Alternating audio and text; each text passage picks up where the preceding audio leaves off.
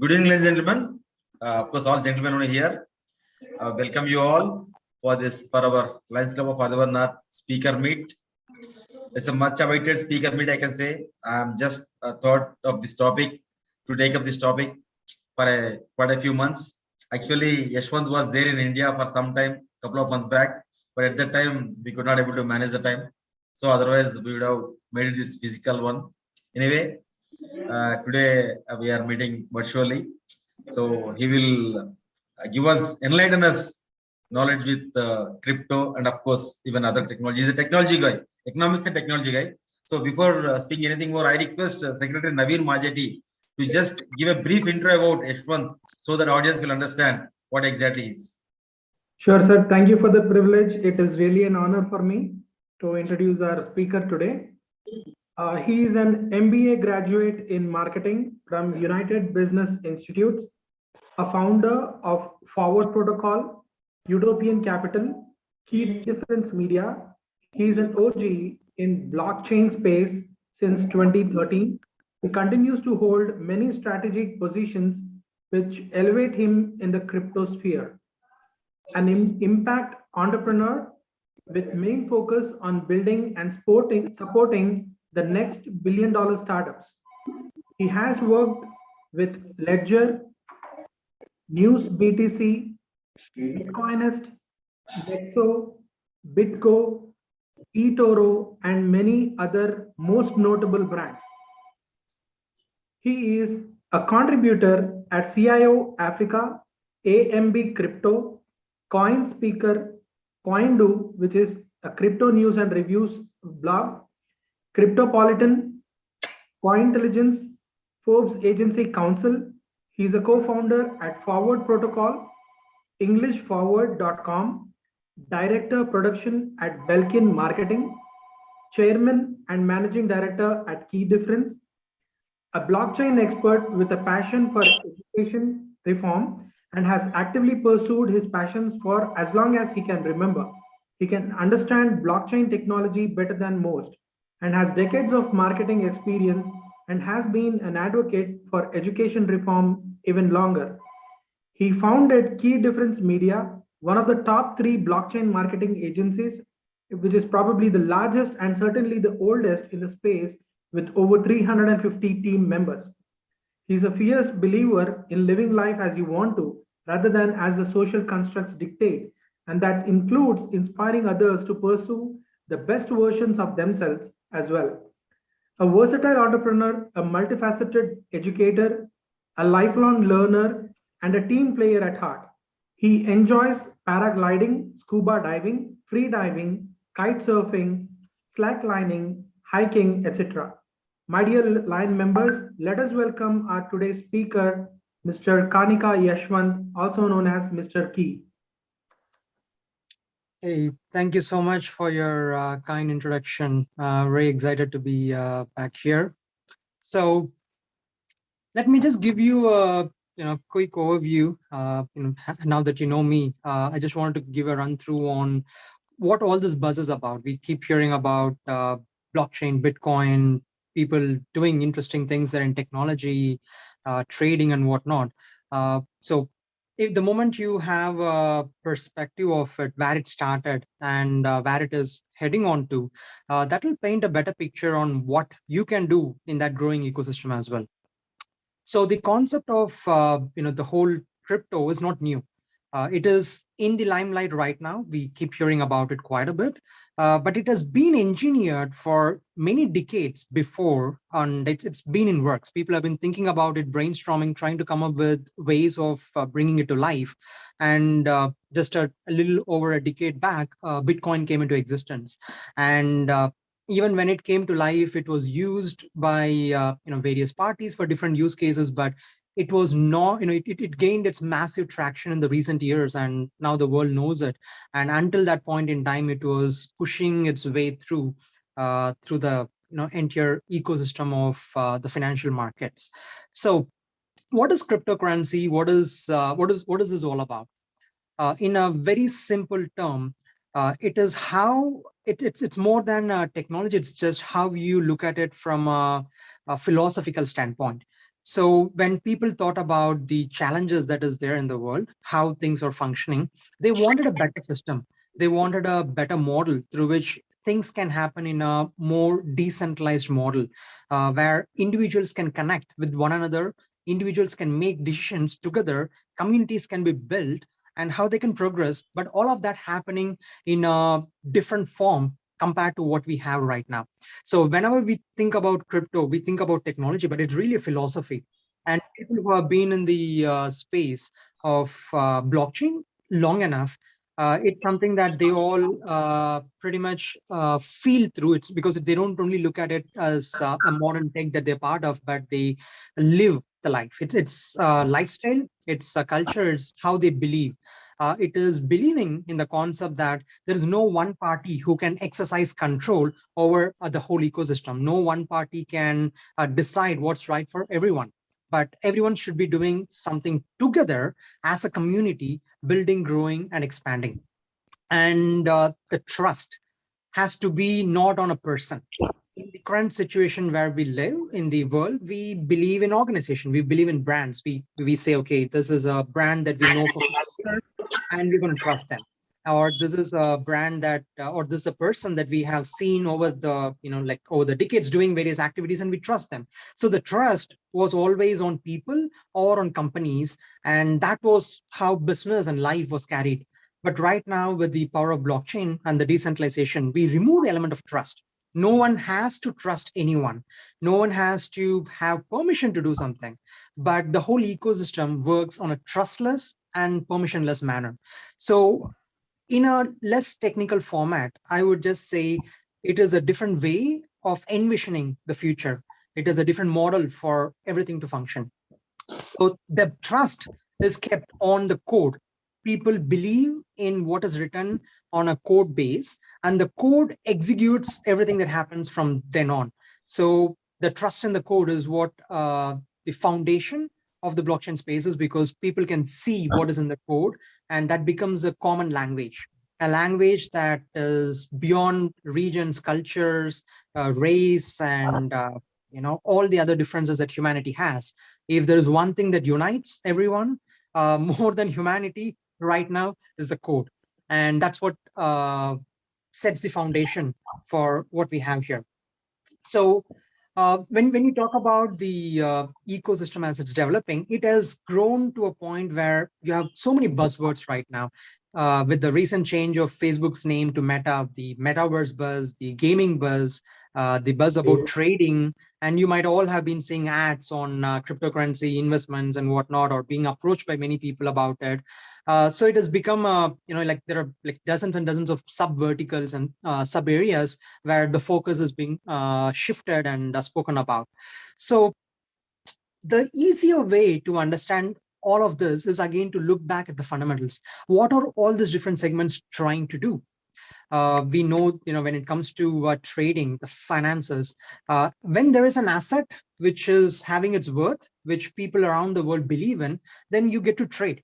So it's not really like, trading crypto is any different. It's like any other trade. It's all functions based on the standard demand supply models, the way our usual businesses are run.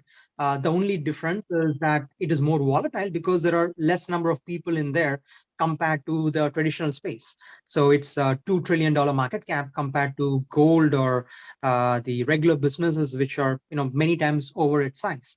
And that's the only difference. We talk about the gaming and metaverses. It's just the traditional gaming space moving on with the principles of crypto and blockchain, bringing up newer models of functioning, newer models of ecosystem. And metaverse is again not something completely new that came out of thin air. We have been talking about virtual worlds, various things like Second Life and other games and activities that has existed in the past. And right now it is, as the technology grows and as crypto and blockchain as an ecosystem grows, it is coming out, oozing out in ways which are expanding the potential of what can happen.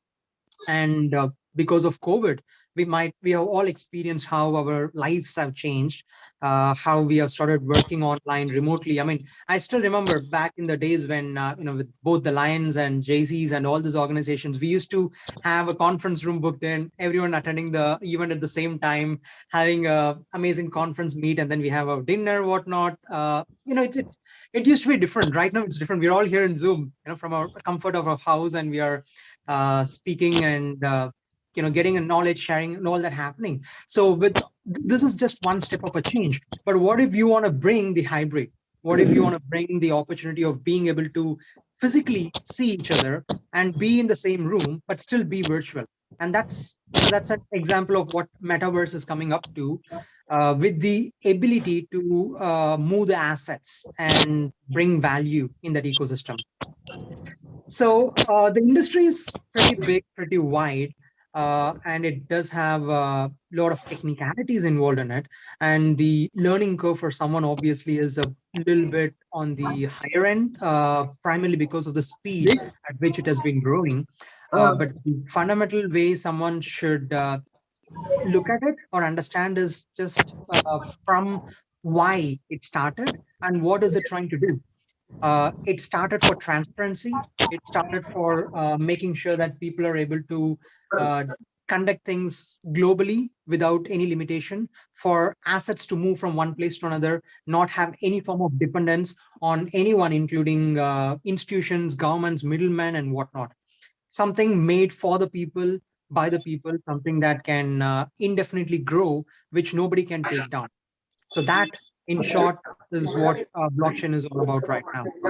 So before I dive in further, I just wanted to quickly give in like a couple of minutes for anyone, or any important questions that is there, and then I can continue diving on some of the specifics as well.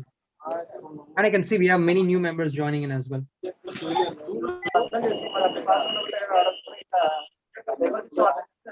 Yashwant, I think you can make Naveen as a co-host so that he can control all the members to. Yeah, there is a Yeah. Suresh branch manager.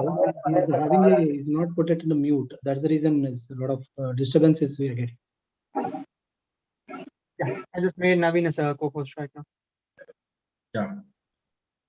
Naveen, you can make everyone mute. Then, yeah, Yashwant, here is our guide and mentor Sunil sir is just now logged in. You remember, I think Sunil Kumar Rumala sir.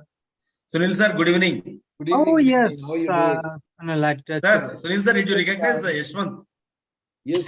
Hello, Ishwant. Yes, hello. Glad to meet you after a long time. Yes. Sunil sir is our past president, of course, past international director, past district governor, is our guide. So, Yeah. welcome you, sir. Thank you. Yashwant, I think you can again repeat few more points, whatever we just think, and you also enlighten us about NFT also. NFTs also is now becoming a popular. Individuals are owning NFTs. What exactly NFTs concept? Sure.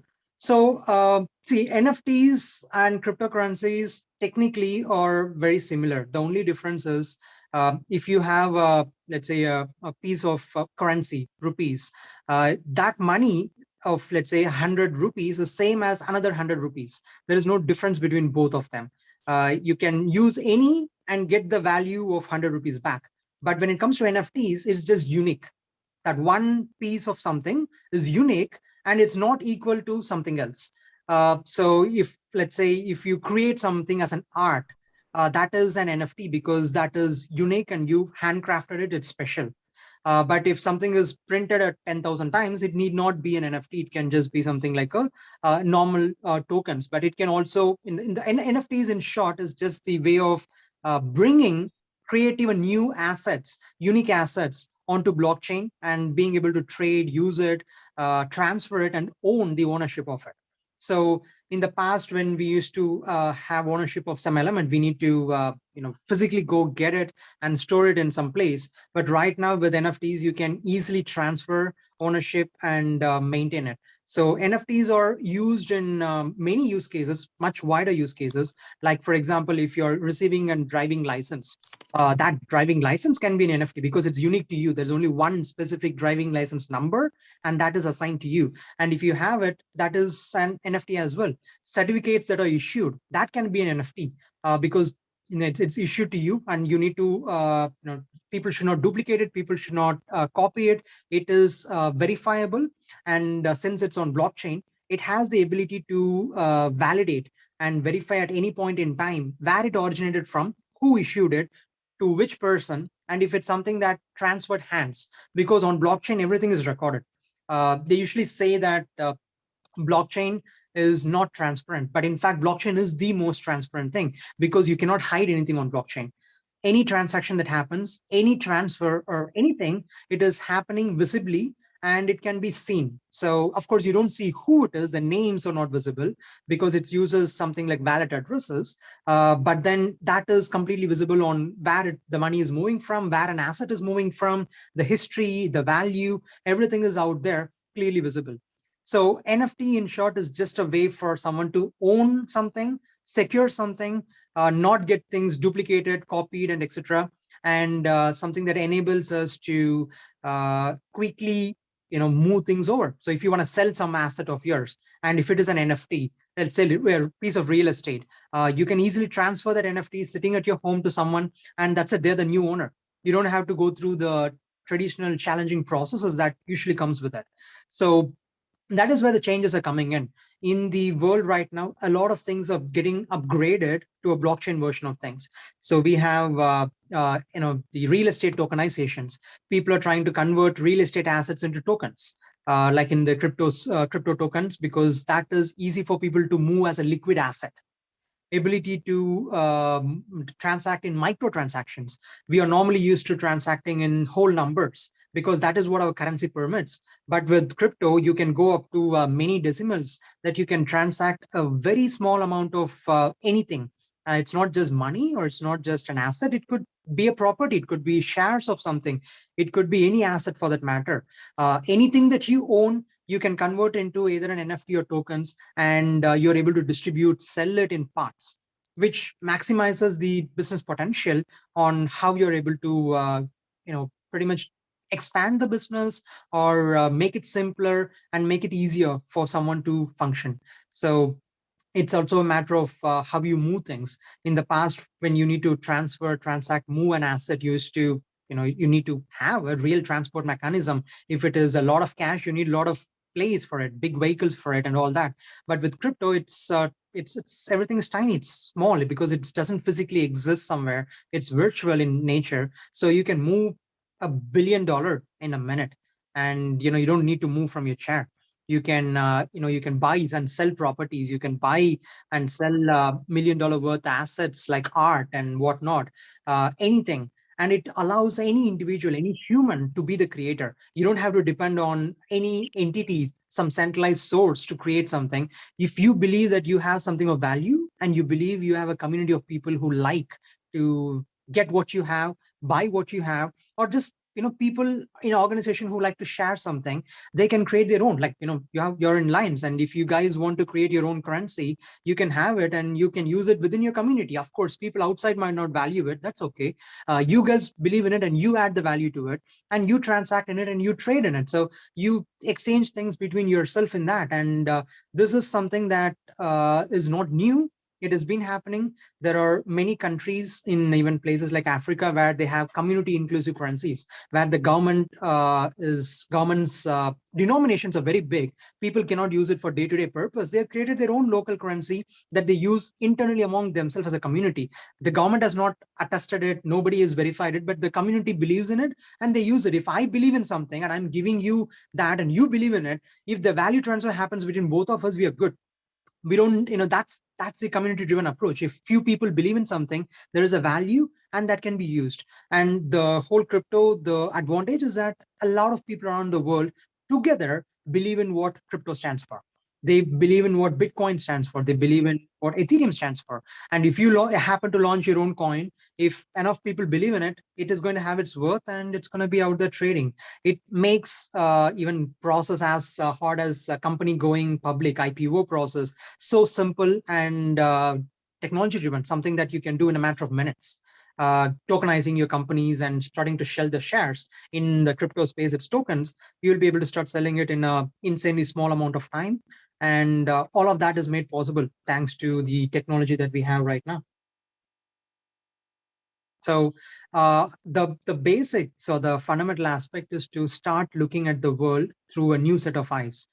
Pretty much stopping the traditional ways of how we believed something could work, the limitations of boundaries, limitations of geography, and the limitations of businesses on how values were perceived. And if we start opening our mind to the possibilities, what this can do to your own business is plentiful. If you're in the business of finances, then you can use it in so many ways. Right now, people can lend and borrow money, and all of that settlement is happening on blockchain. If someone is, you have collaterals when you buy and lend. That's what decentralized finance is all about. You can set in an amount of collateral, you can borrow money against it, and the money that's coming there is coming from different people who are giving it to earn interest. But then there's no central body there. There is no one entity. Nobody can delete that entity. Nobody can close the entity. Nobody can lock that entity. It is happening on the blockchain. So the money is coming from multiple parties and the money is being lent to multiple parties. Collaterals are sitting in a safe and secure code, and people are transacting. If the money that they have is not paid on time, the collateral gets liquidated and the money goes back to the borrower, sorry, the lender. And everybody has the ability to see all this happening live, and people are able to easily make that money without losing the control of it. So at this point in time, if you go and keep your money in a bank, you believe in the bank. You have to believe in what the bank has to offer. And if you want to take your money, you need the bank's permission to take the money out. But in crypto, you still own your assets. You are the sole owner. If you go and put it somewhere for it's like giving the money, lending to someone, or giving it for interest, whatnot, you still own your assets. It's locked in somewhere, sure, but you still own it. And it's nobody else can take that away from you. It's about ownership. And that ownership is end of the day something that we as an individual need to own, and we don't have to let that control go. It's all about two people or community of people transacting between each other and coming to agreement on things. There is a blockchain governance aspect. People voting to decide on things. People, coming up with new ideas, and everyone voting together. That's how the future of governments are going to work. And those governance model exist. And each of those elements are things that you can study for years. They're so smartly created that it can function independently without anyone monitoring. Because 5 years back, 10 years back, if we thought about a question, can we create something which can run without a center party that just functions as a mission, where there's a force of demand, force of supply, force of pull, force of punishment, force of reward, all these forces created in code, and something that can be trusted, and something that doesn't need anyone to manage and monitor? We would have thought it as an impossible feast, but right now we have it. So the more broader we think, the more wider we start to accept what blockchain as a technology has to offer. It just opens up to a whole world of possibilities for all of us.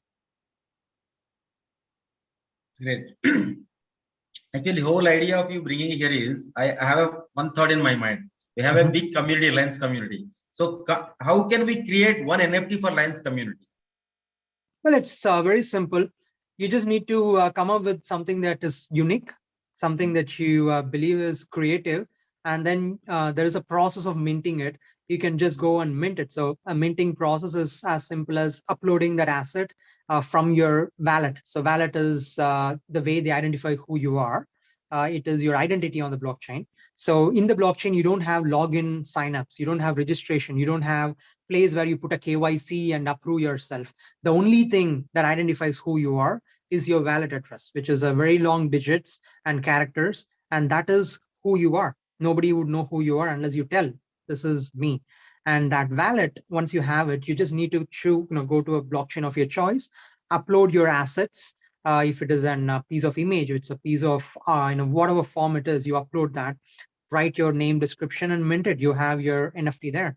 It can be an NFT which is only one version of it, or it can be something that you mint 10,000 versions. Let's say all the members in Lions, like you have your badges that you have on your shirt. You can mint Yes. something like that and transfer to all the NFT holders, all the Lion members, who will then be as long as they hold that NFT with them, they're a member of Lions Club, and you can give them any benefits based on the wallet that they are holding.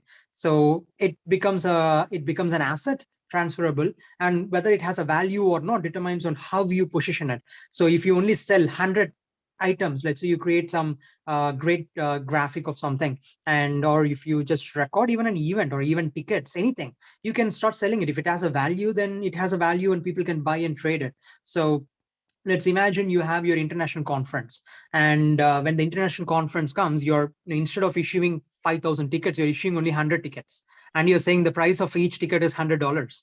And you issue that, and then 100 people get to buy it. But now there are other people who are willing to pay more money to have access to the ticket. So now the trade starts. People would want to buy it. People would want to buy it from someone else and want to get access to the event.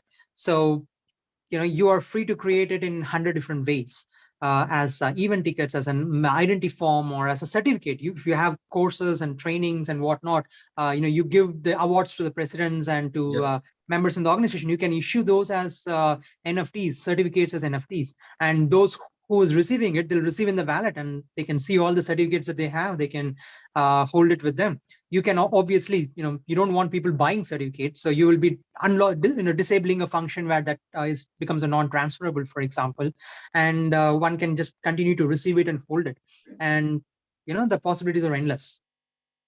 Yes, the endless possibilities. The same way, I think even we can create a coin as well.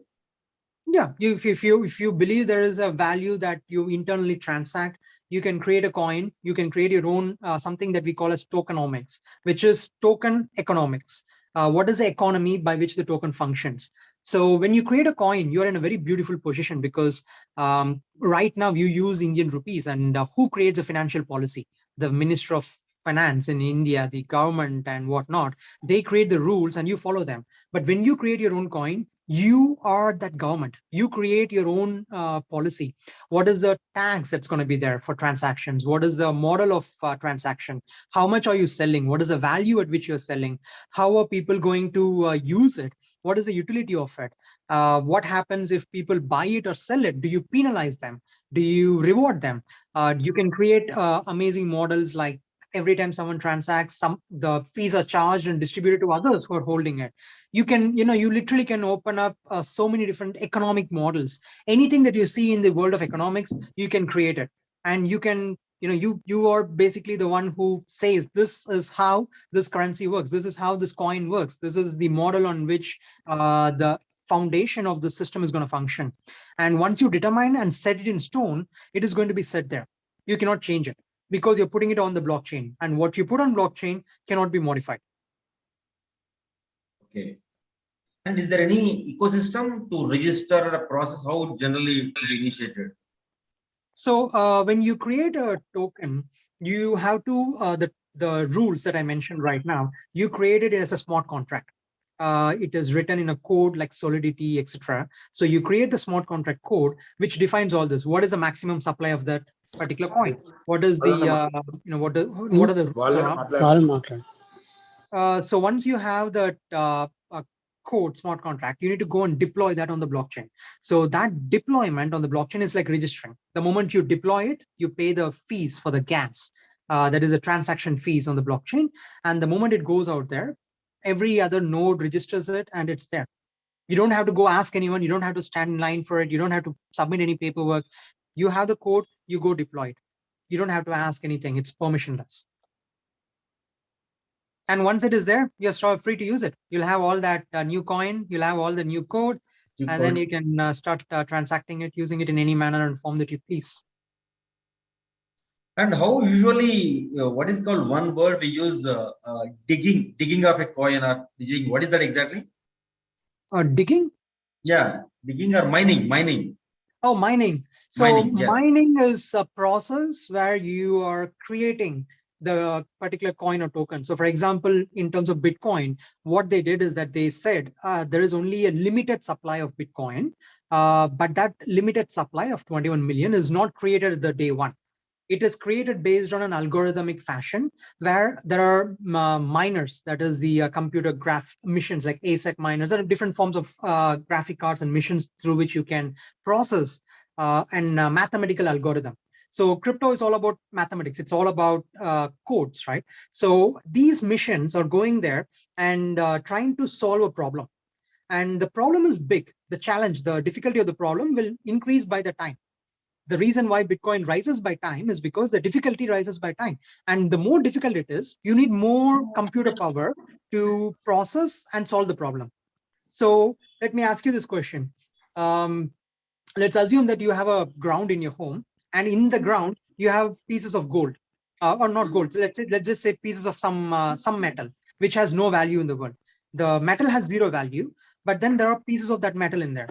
You want to dig that in your back in your ground. You're trying to dig it to get it, and if you dig that and you find a metal, and the cost of digging, the people, the manpower, the equipments, it costed you, let's say, 100 rupees. What will you sell that metal at? We'll sell you the profit price. Yeah, so now you will never sell it less than 100 rupees, right? Yes, we'll not ever sell it. Unless there is something wrong in existence, unless there is a problem, you wouldn't sell it less than 100. So that is the same concept Bitcoin is working. The cost of the electricity, the machines, and everything, the energy it takes to basically solve the mathematical problem is what creates that Bitcoin. The mathematical problems are creating it, and that is what they call as a block. Every block is created, and that block is what processes the transaction. I'm sending you some cash and I'm sending you some Bitcoin. Everyone are transacting. All that is getting part of that particular block, and it is printed and sent out. So the transactions are validated by all these people who are mining, who are solving the mathematical equations. And that is the cost of maintaining the network. So that process is creating the Bitcoin, which means the cost of mining will always be lower than the cost of Bitcoin. So the Bitcoin price will also always have to be higher to have the profitability for them. So this is the mining process. I mean, it's a very detailed process, very technical process. But in short, it just needs mathematical equation solved, and that takes electricity, that takes devices, that takes cost, and you get Bitcoin out of it. And that Bitcoin's value will always increase and grow in value, because the moment, let's say, the Bitcoin price is very low, the people who are mining will stop mining because they spend more money on electricity. They'll reduce. Not everyone will stop, but they'll reduce. If they reduce it, the demand is going to increase because the supply is down. People who are mining is stopping to mine, which means the supply continues to go down, the demand goes up, which means the price of Bitcoin again starts to go up. When it goes up, again, more people start to mine. The supply and demand keeps adjusting, keeps balancing out. So it is a very beautifully orchestrated economic principle through which the supply and demand is automatically adjusted among the participants of the ecosystem. You don't have a finance minister saying, this is the supply, this is the inflation, this is what I'm going to do in my budget 2022. Nobody is there. It happens automatically. And every 4 years, that difficulty increases, and it keeps modifying. So there are multiple ways of mining as well. This is one model. There are many other proofs, but I'll stop there. Can I ask an investment question? Yes, please. I have been hearing a lot of news recently that Bitcoin's going to lose its steam, and the 22, 23 would be years when you need to focus on the other cryptos, because the quantum of growth that is expected in the other cryptos would be much more than the investment you would want to make on a Bitcoin. So they even mentioned that Bitcoin and Ethereum are not just the two cryptos that you should be looking at. You must looking at a lot of other cryptos which are available at a very small price and can serve as a good investment. What is your response to this? So ideally, to clarify, Bitcoin doesn't have a team. There is no team of people that represent Bitcoin. It is just a piece of code. The creator of Bitcoin, nobody knows who it is, and they don't even know if he's alive or existing. So there is no team on it. It's just something that is existing on the blockchain right now. And of course, the Bitcoin's growth will be slower than the growth of others, primarily because it's bigger. Just like the growth of gold is going to be smaller than the growth of some other smaller tradable items, primarily because of the size of the market and size of the scale at which it is. So from a trading perspective, yes, Bitcoin is going to grow slower than others. But from a safety perspective, it's a balance of safety and profitability, risk and reward ratio. If something is going to go wrong in the world, which one would you put your money on? Would you put your money on gold, or would you put your money on a metal that that you don't even know what it is? Someone just created, who is your neighbor? You would obviously believe in gold because it is the standard. So that way, Bitcoin is obviously the standard in the crypto space, but it is obviously going to grow slower compared to others because of its size. There are so many new cryptocurrencies out there that comes every day, hundreds and thousands of them every single day. Because if you want, you can go and create your own coin in next 10 minutes after this call. It's that simple. So obviously the potential of growth could be higher in there, but the risk could also be higher because the size of community that's supporting something and the number of people actively working on it, what is the promise that they make and what are they upkeeping with, that determines the quality of other coins and its own value and ecosystem. So the moment you understand the risk and reward and you do your due diligence, because right now you don't have to think. If you want rupees, if you want dollars, you want yen, whatever, you believe in those countries, those countries are good, you go hold it. You don't have to worry too much. But these coins are created by anybody. Everybody creates it. So you need to then do your due diligence before you decide to hold or buy something. So that is similar process as what you have done if you would be investing in some business. So if someone wants you to invest in a business, you study about what it is that they do, who are they, what have they done, and is it worthy enough, is it something that you can believe in, and if you can invest. And that's the same way. At that point, if it makes sense, you go and buy and hold it because it's going to grow in value. The same way people, forex traders, hold coins, the currencies of different countries. Metal traders hold various metals. It's the same principle. And it's up to you to make the choice after you do your own research and study on it. Does that answer your question? Yeah, thank you very much. Perfect. Yeah. Thank you very much. Funny, you want to ask anything?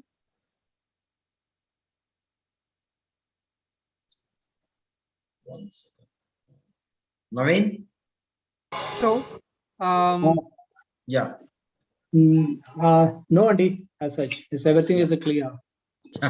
Thank you. So one of the Harish? most important aspects that we are as an ecosystem that 2022 is focusing on is adoption. How can we make the entire concept of blockchain simple, easy for people to understand, and for more people to use? Because the biggest challenge comes, just like we all know, it's complex, it's hard, and that makes a lot of people hesitant to enter in because, and many people actually lose money because they just give it to someone else. Or they just try and kind of look at some easy solution out there and they try it and they enter into wrong decisions or wrong choices, because the whole concept of blockchain is to be the owner, not delegate that ownership to someone else, because it's your assets and you should always be in control of it, not someone else. And it's important to take the time to study, understand it, and the industry is also trying to make it simpler by the day. So last, we have been working on something called Forward Protocol, which has been trying to make things simpler for a larger audience. So Forward Protocol is a place where people can deploy their blockchain applications without coding it. So if you want to launch your NFT, if you want to launch your token, in the current instance, you might have to go code it and deploy it. With what we are doing, it's something that makes it simple. So you just go, in a screen, just like you fill a form or use a bank dashboard, you just fill that page and then you click and you have whatever you wanted with your ownership at all times. So that kind of a model is evolving more and more by the day right now. And over the 2022, we will see it increase drastically. And as we progress to the upcoming years, that'll be easier. And on one side, people are learning more about it. People are getting familiar with it. They're understanding it. And they're starting to use. I mean, I'm surprised to see a lot of people holding their wallets and trading in exchanges, using MetaMask, Ledger, Trezors, and things like that. They are all starting to participate. And it's very interesting to see that happening. When I was in the space in 2013, it was very different. I mean, you didn't have anything. There's no interface. There's nothing. We had to really struggle quite a lot. We have to depend on some bad third parties, some exchanges that don't exist right now. We have to figure our way in a hard way. Right now, things are getting easier. And as this progresses, we will come to a point when this is part of everyday use, and that's what we focus in forward as well. We are working with organizations like Oxford, Cambridge, Singularity, and many global even governments and companies who wants to bring in the blockchain elements in there to bring that the edge to them, to bring that ability for a community of working together and creating something, a collaborative effort. So you will start seeing more of that happening soon. We have Harish asking a question. Go ahead. Hi, Yashwant. This is Harish Kumar. I have two questions. Number one is, what if the government actually starts saying that we are not going to allow Bitcoin or any other cryptocurrencies across the world? So, say for example, if tomorrow US government comes and says we are banning Bitcoin, because the underlying value of the Bitcoin is again determined by the US dollar or whichever currency, the government currency, where it is again being controlled by the central banks. So in that scenario, what is the future of cryptocurrency?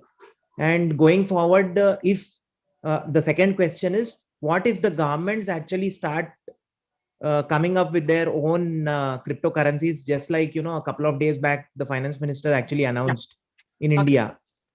Let me So address that before I forget my first question. So basically, the government cannot ban it. There's no one in the world who can ban a crypto because they don't control it. You can only ban what you can control. You mentioned about being pegged to dollar. It is not pegged to dollar. We just use it as a way to measure. If it's similar to asking what happens if, let's say, the US bans Indian rupees, then the people in India will still use Indian rupees, right? It's not like everyone will just throw it off and they will start picking something else. So it doesn't matter. It's only a way that you measure. So if US dollar is not supposed to be used as a way of measuring, then you can use any other currencies. You use rupees. If you don't want to use that, you can use any metal as well. You can use anything. So you're only using that to compare the value of two assets, to compare, evaluate, to say what is Bitcoin equal to in an asset that we are familiar with. But you're not judging the value of Bitcoin from there. The value of Bitcoin is always similar. So the people in the blockchain world look at it in the reverse direction. They look at Bitcoin as a store of their value. They look at that as the place where they keep their assets. They go to dollars or they go to something else and they trade back, but they use that as a primary currency. So no government can ban it. And the maximum that they can do when they ban is to limit you from being able to buy, because there are centralized exchanges where you're buying it right now.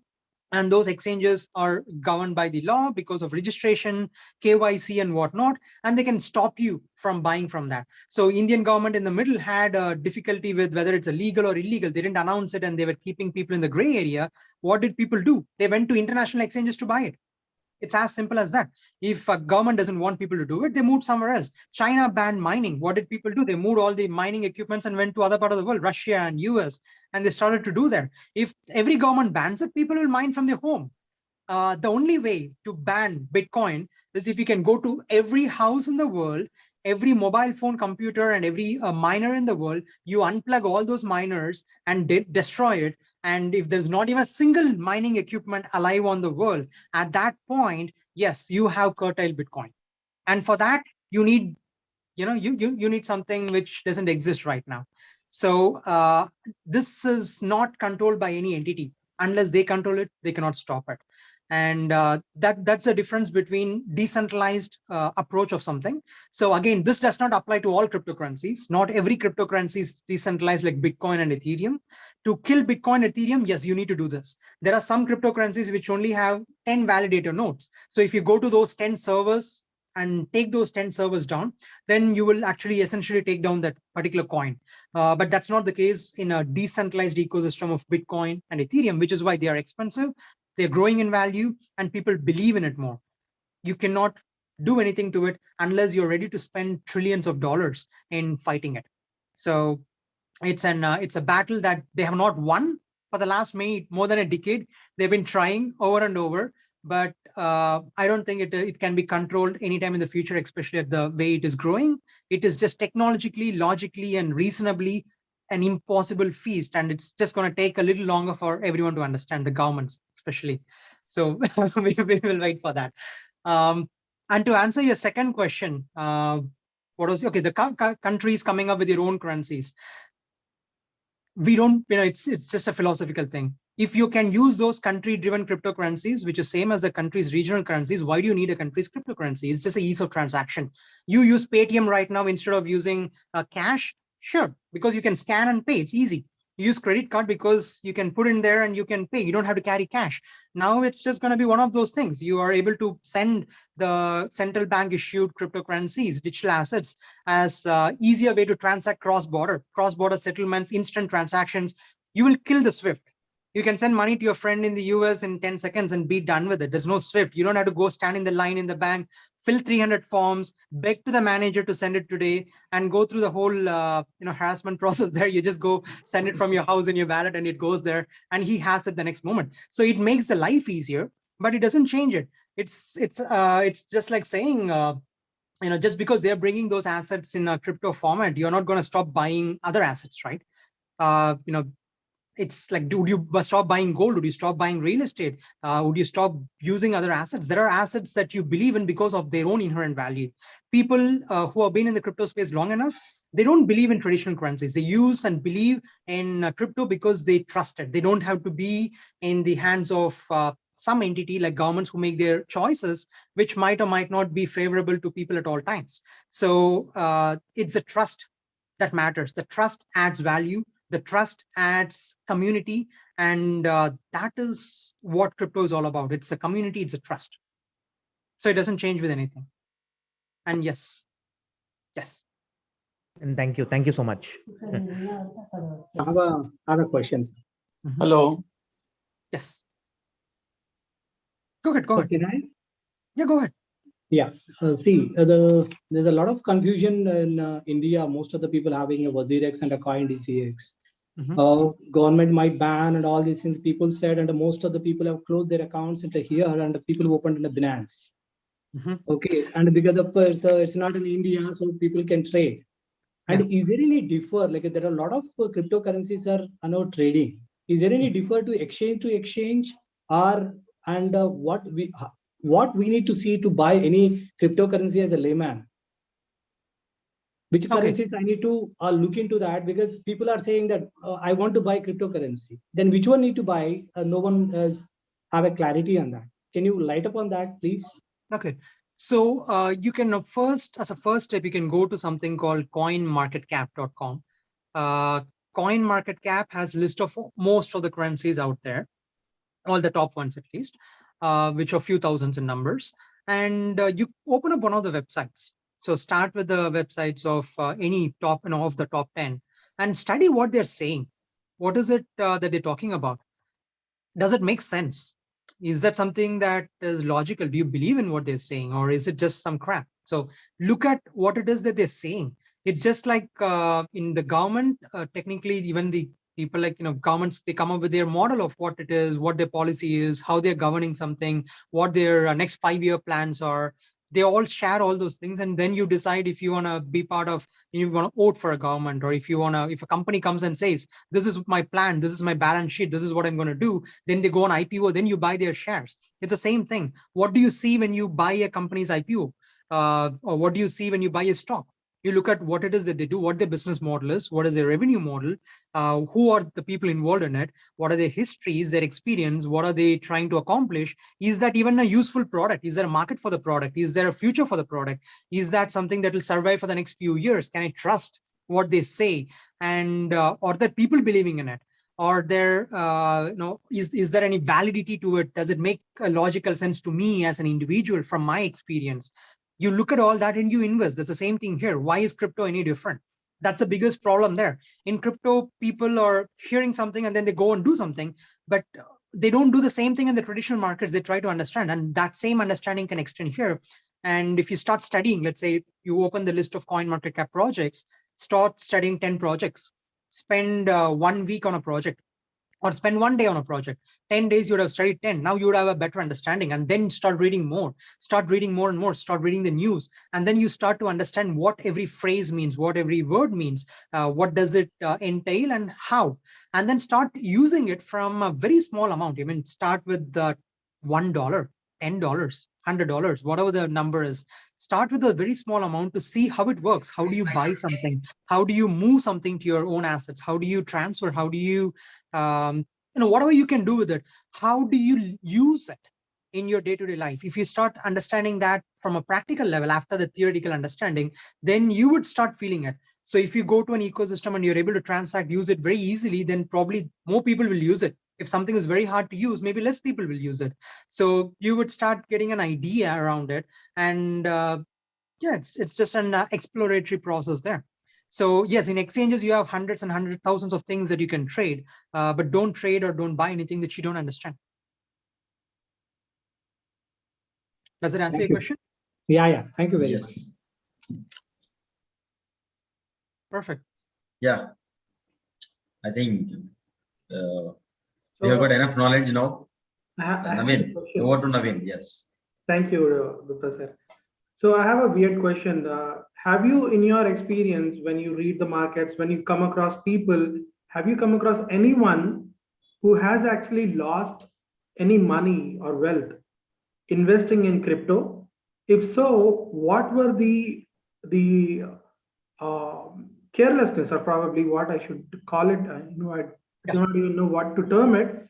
So what kind of mistakes did they do wherein they lost the money? Okay, so they're losing money. Thousands and thousands and thousands of people have lost money.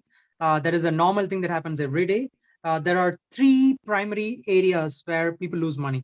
One, they just go buy something which makes no sense because someone said so. They just go buy it.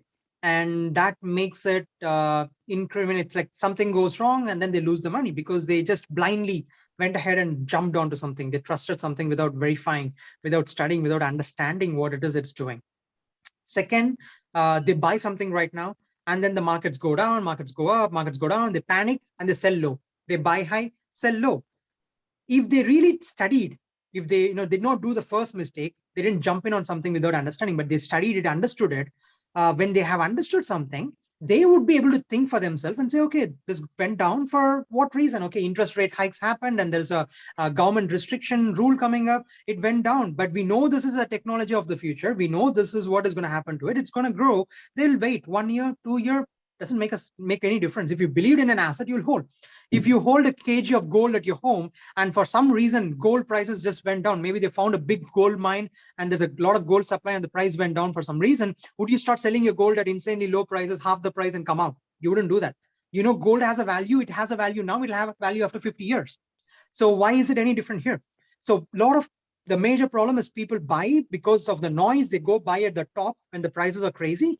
And then when it comes down, they are scared and they are worried and they want to, at least let me take any money that I can take out of it. And then, when those people go, other people who understand technology buy at the low prices from them, accumulate and keep accumulating. And that's how they grow the wealth. And then it goes back up and so on. So that's the second mistake. People are doing opposite of what they should be doing.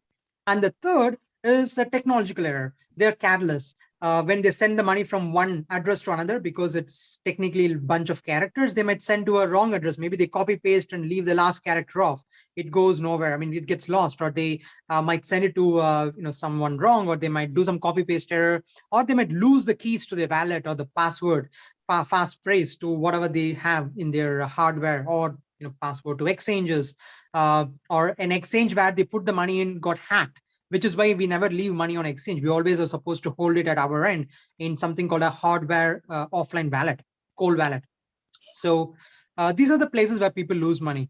One, investing without understanding. Two, since they don't have understanding, they just panic and buy, panic and sell. And third, technological error, doing something wrong, getting hacked, losing it because they misplaced something. These 3 are the biggest reasons why people lose money in the crypto space right now. Great. The last question from my side. Sir, go ahead, sir. Naveen, sir. Yeah. One more question that I had in my mind was how safe is it to invest in some crypto, sell it, and buy something else? It is like a trading kind of thing that they do on the normal stock market, wherein they keep selling, they keep buying. Wherein then like for example, tomorrow if the value increases, they sell it off. So and then they buy something else. So how safe is that? Well, I don't really know if there is any safety issue with that. It's just you buy something and you find something else interesting, you sell that and buy something else. There is really no safety as a question in that. But what you're buying into, if it's a good asset, great. If it's a bad asset, you're in trouble. It's purely the question of what you're buying and what you're holding at that point. You're free to trade, just like in stocks and any other assets. You can trade it. If you're good at trading, you're free to trade. It's Okay. an individual's choice. What you want to do? Do you want to trade on a daily basis, trade on a mid-term basis, long-term basis, or do you just want to invest and forget about it? It's an individual investor's personal choice there. Okay, rather that was my question. So buying and selling, how soon can we buy and how soon can we, how long can we keep it? That was probably was the question actually. So I will switch over to Mr. Fanibhushan. He is waiting to ask some question. Let me answer that question on the how long to hold and Yeah, etc. please, go ahead. See, ideally, when you buy something, you need to understand what could be its life expectancy. If we talk about something like Bitcoin and Ethereum, Bitcoin, we believe the life expectancy is forever. I mean, when I say forever, at least more than our lifetimes. But it's going to be there because it's driven. It's like a digital gold. It is independent and it will always live.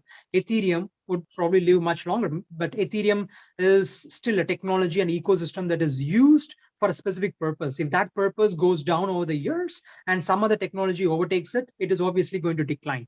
So you can say Ethereum is safer for a few years because why?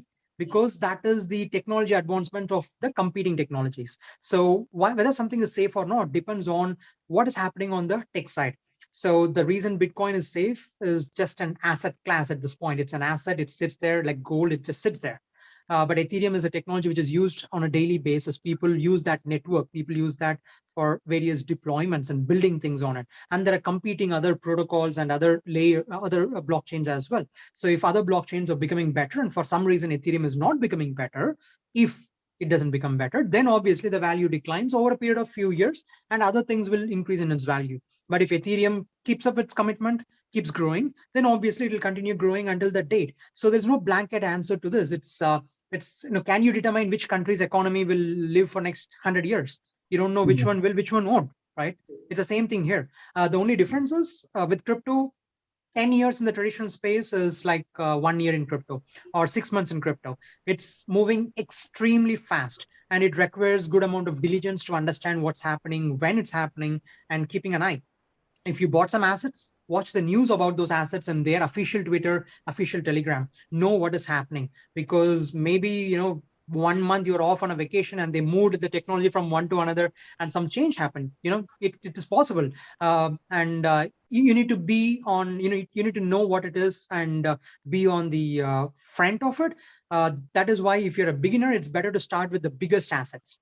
Yes, they make you less money compared to the smallest assets, but the bigger ones are safe. Bigger ones have bigger community, more people know about it, more people can help you with it, more people can guide you with it. So no, let's not jump on the greedy side, but let's start with understanding, knowing what it is, getting used to it for 6 months, 1 year, and then you would be in a position to start understanding the life expectancy of other assets. There are thousands and thousands of other coins that come up. They don't live for 6 months. They don't live for a year. The markets go down, they die, and the next time market come up, new coins come up. So it is normal. So if you invest on fundamentally strong, again, the question is fundamentals. If something has a strong fundamentals, it will live. Just like a country, just like any asset class. Fundamentals is everything, and crypto is no different. It's just a technologically advanced version, but it's same as any other asset class out there. Oh, great. So I think the key thing that everyone needs to do is keep researching, know more about what you're trying to invest in, and that is the key factor. Hello, excuse me. The value of Bitcoin keeps on increasing and decreasing on what basis? The demand and supply. So the value of crypto coin keeps on increasing and decreasing on what basis? So if there is a demand, there's more demand, then the price goes up. If there is more supply, the price goes down. If there is a good news about to come, there is a speculative increase in value because people expect the demand to go up. If there's a bad news around the particular coin, then people believe they get into a fear mode and they sell. It's similar to the stocks. It's 100% similar to the stocks on that side. I hope that answered your question there. Yes. Added to that is a general question. Is cryptos have fallen like, very sharply from the peak. Okay, it's right now, is it, what we have seen in the last few months, it's a very low. For a long term, if anybody wants to invest, can we do it on Ethereum and as well as a Bitcoin for the where fundamentals are very strong? We can start investing slowly. Yes, that is what most of the funds do. Majority of the funds, they invest on those two to start with, because you're more to look at it from a chart perspective. So you know that it went up to 68K, whatever. It came down, it's about 35K, 37K and whatnot. But what was it 1 year before? What was it 2 years before? At that point, it was incredibly low. It could go up, come down, but don't look at whether it goes. Just try to draw an average line of a year. So every year, what is the growth? Where was it 10 years ago? Where was it 5 years ago? Where is it 4 years, 3 years, 2 years, 1 year ago? And where could it be in next year? So look at the average, not just the day-to-day ups and downs. We need to say moving averages. We need to see, and based on that, we need to. Yeah, so you can look at the 200-day moving averages or things like that. Trading, I'm not a technical trader. I don't trade. I don't believe in trading. I believe in technology. I believe in investing on what makes sense. But if you're good at trading and you understand the trading charts, you can try. But most importantly, crypto does not follow the technical analysis. So the moving averages are great, but there's a big factor beyond just that, price moving and chart. Because there's a technology behind it, and what happens to the technology, what happens with regulations, what happens with adoption, what happens with competition, all that matters in price, not just the chart. So that's a bigger part. But yes, end of the day, look at it from a, if you're familiar with SIP, then it's similar to that. Every day, every month, put some money in. Doesn't matter what the price is, because now we talk about 50% up, 50% down, 80% up. That's fine. But if it's going up 5 times a year or 10 times a year, does 30, 40, 50% make any difference? It doesn't, right? So look at it in averages, and consider investing if it makes sense to you. Again, don't do it because others do it. Don't do it because others make money. Anything in, like we always say with investing, we only invest what we can afford to lose, and we only invest if we understand what it is. And if we follow those basic principles of diversification, not putting all the eggs in one basket, and all the standard financial principles, crypto and anything that comes in the future will be fine with it. Thank you very much. Thank you. Hello. Hello. Yes. Hello. Hello. I'm Manohar Rao. Yeah, go ahead. There are some agents who have come up into dealing with these currencies. The agents. How trustworthy will it be, or how is it advisable or not advisable? Well, if you can you give me the key to your locker, and can I hold the key to your locker on your bank accounts? If you can give that to me, then sure, that is also a good idea. I mean, end of the day, if you're trusting an agent, you're trusting that person. So whether can you trust that person or not is your personal judgment there. But if you can do it yourself, you don't have to trust anyone. But if you're trusting them, then your money and what happens to it is solely in the hands of that particular person. So nobody can comment on it about what that person would do, but people in the crypto space prefer to do it themselves. Thank you. Hello. How long can we keep cryptocurrency with us? If you believe in a particular asset, you can keep it for as long as you can keep it, because in the long run, people who are hardcore believers in this space, we believe that cryptocurrencies will outlive currencies issued by governments like fiat. And how do we market it? Market it meaning? I mean, buying and selling of cryptocurrency. You can go to exchanges to do it. There are centralized exchanges. There are decentralized exchanges. We do it by the stock exchange? There are, at this point, there are not stock exchanges available. You'll have to go to a separate cryptocurrency exchange, but there are certain instruments in countries like US and other places where they can trade it in the stock exchanges as well. But in India, at this point, you'll have to depend on the crypto exchanges. But in the future, I'm sure the government will also bring in stock exchange-based pegged cryptos like Bitcoin Is trading on stock markets. cryptocurrency taxable? Right now, they just brought about that particular taxation a few days back. And it changes by country to country. So you'll have to see which country regulations are. And in India, I think they set up a 30% tax slab like 3-4 days back.